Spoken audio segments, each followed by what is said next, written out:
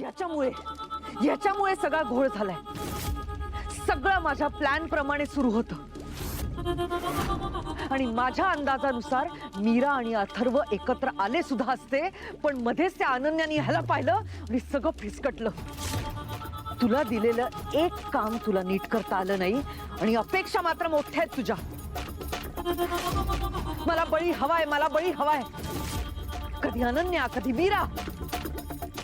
आता तुला बळी वगैरे काही मिळणार नाहीये, कारण मी तुझं अस्तित्वच मिटवून टाकणार आहे. पण अजून माझं कार्य पूर्ण झालं नाही. आता तुझं कार्य संपलं असं समज आणि नष्ट हो. इतक्यात शस्त्र टाकून जमायचं नाही. हे आपलं खूप महत्वाचं शस्त्र आहे.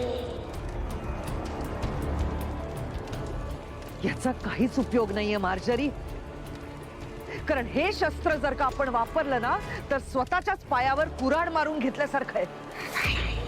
नाही मंजिरी, नाही. आपल्याला काहीतरी वेगळा विचार करावा लागेल. म्हणजे या मनुष्यांच्या मनात अनेक भावना असतात. त्यातली महत्वाची भावना म्हणजे प्रेम. आणि प्रेम मिळालं नाही तर तयार होणारी भावना म्हणजे काय बोलतेस, मला काहीच कळत नाहीये.